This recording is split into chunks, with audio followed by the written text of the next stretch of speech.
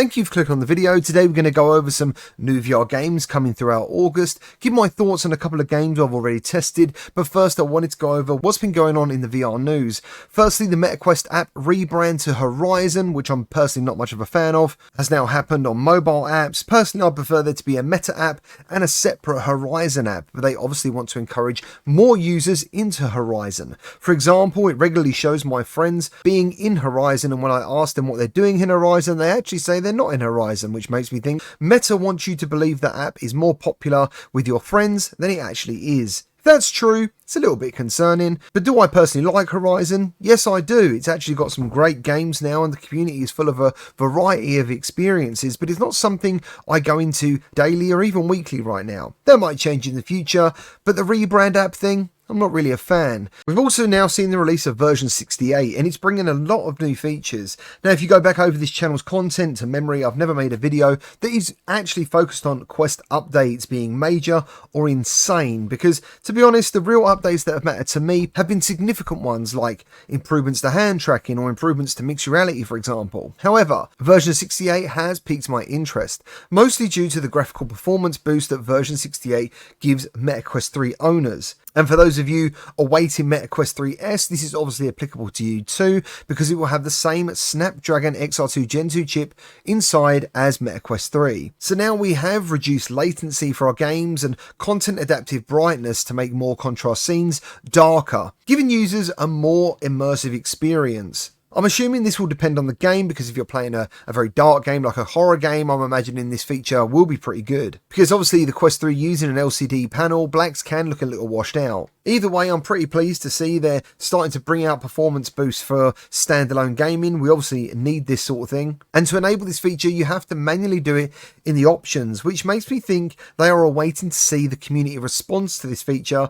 because if the improvement was an all-out beneficial improvement, then surely it would be on by default. Now, I am on version 68, but I can't actually find to toggle the switch. I don't know if it is on by default now and they've chosen to take away if you can enable the feature or not, but I can't find it. If you have found this option, please let me know down in the comments and let others know what you think of this update. PSVR2 is now on sale at a reduced price in the US as well as the UK and the EU, improving sales by 2,350% in some regions. Now, this sounds extremely impressive, but no one actually knows or is saying what the headset was selling before, so that number doesn't really mean much. Apart from my socials, there is many more new PSVR2 owners and they're all loving the headset, and there's quite a lot of hype for the PC adapter, which has now been made available to some content creators out in Europe, along with early access to the PSVR2 software on Steam.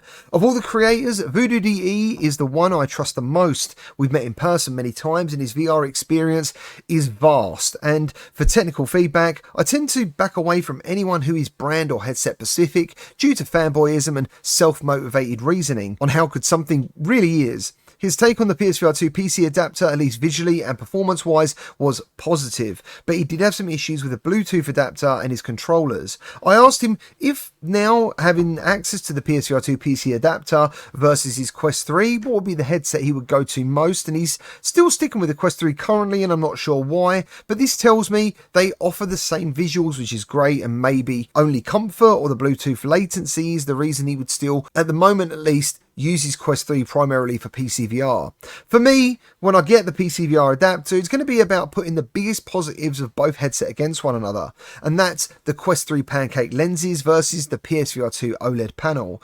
That's about the only real competition for me, since they both roughly have the same resolution, but the PSVR2 has 3.0 lenses, but then it also has a wider FOV. Either way, I'll hopefully be reviewing this adapter very soon, and things are sounding great for everyone who is going to be investing in the adapter. My hype for this adapter, to be clear, has gone from, okay, we'll wait and see, to actually this could be really big. Now on to my first impressions of a couple of games. First of all, starting with Hello Cruel World. This was released earlier in the week, and as first impressions go, I found it visually brilliant on Quest 3, but the gameplay was tediously boring. Carrying electrical conductors around to power VR different doors and switches was massively monotonous, and over the 2 hours I played it for, I simply struggled for any motivation to keep playing. The movement options are an absolute mess, and the AI computer that speaks to you uses a reverb effect that makes it hard to understand what she's even saying most of the time. You can obviously turn on subtitles, but personally in VR I find these pretty immersion breaking. Now if you haven't seen it before, you play as a streamer and have a pretend stream chat, which was actually better than I expected, and even though you get many repetitious comments, they do react to what's happening in the game, which I thought was pretty cool. Overall though, I would say avoid it unless you're extremely desperate for a puzzler, and it was a bit of a shame for me, you know, because I really do love puzzle games, especially escape room detective style games like The Room as a great example. But right now, this won't be getting a recommendation from me. Next up we have the Tomb Explorer VR, which is another game I've had my eyes on for quite some time, and being in the headset, it didn't disappoint. It looked really good, especially when it comes to the environments, but it's super janky to play and it has some odd choices and definitely has a lot of that unfortunate indie jank going on with some pre-made assets that simply look awful.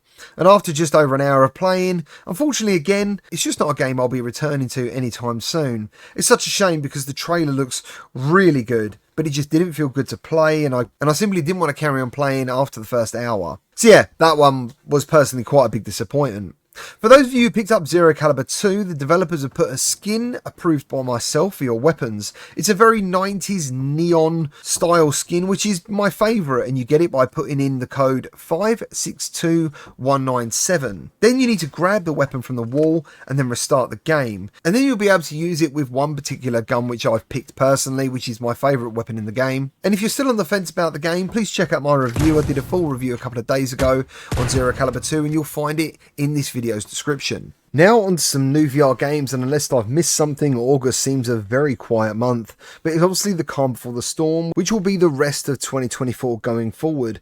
As we know, games and updates literally appear out of the blue at any moment, and starting with this pretty short list is The Burst, which released August 8th on Steam and MetaQuest. The Burst is a high-speed shooter with intense movement and gunplay. The story takes place on a desert prison planet where convicts are preparing for rebellion, and you are sent to eliminate the infamous warlord. Now I've had a quick go on The Burst in early access, and to be honest I came away a little underwhelmed, but I do have high hopes for the full release and it being much better, and I'll be dropping a review possibly later this week. Next is a game I was very disappointed with when it first launched, and that's Galaxy Karts. And from what I've been told, at least on PSVR2, it has received a considerable amount of updates, tracks and improvements. Like everyone else, we are all looking for that Mario Kart VR experience without using mods like I did for Mario Kart Wii in VR, and with it coming to Quest, I think it's time to jump back in on both Quest and PSVR2 to see how it's shaping up. Now, one of my all-time favourite mixed reality games right from the get-go of Quest 3's launch is Trackcraft. It's finally getting a full release end of August and has been going through some humongous changes, and one of them being you can now build tracks in mixed reality with friends in real time, as a sort of mixed reality track building playground. After the disappointing Micro Machines, I'm very much looking forward to checking this out all over again. There's also a new multiplayer game called Frenzy Extinction, which is the sequel to Frenzy VR. Now apparently this game was very popular online, but somehow I simply never heard of it. The new game is set in a post-apocalyptic fantasy world, and you can be the first to get involved and start playtesting every weekend before it's released via a link in the description to the developer's Discord. Flight 74 is a game I played years ago on Oculus Rift. You fly a plane and end up doing drug runs for the cartel, and beyond that, I honestly can't remember that much, apart from I found it pretty good fun. It's now coming to the Quest, so I guess I'll be jumping back in the virtual cockpit to check it out. The Dig VR is coming this month from the same devs who bought a Sniper Elite VR, and I'm not going to lie, for some reason I'm always intrigued by games that are actually jobs in the real world, but now in virtual reality. If this was a flat screen game, I honestly wouldn't care less, but in VR, it's obviously a bit more involved, so I'll jump in as soon as possible to share my thoughts with you soon. And for those of you who are fans of Swordsman VR, a new mixed reality game called Guardian of the Realms is coming late August. So if you want your family and friends and neighbours to see you sword fighting with no one, this might be a game to consider. Thank you ever so much for watching. Thank you for any likes and anyone who subscribes to the channel. If I missed anything, let me know down in the comments, and I'll see you on the next one.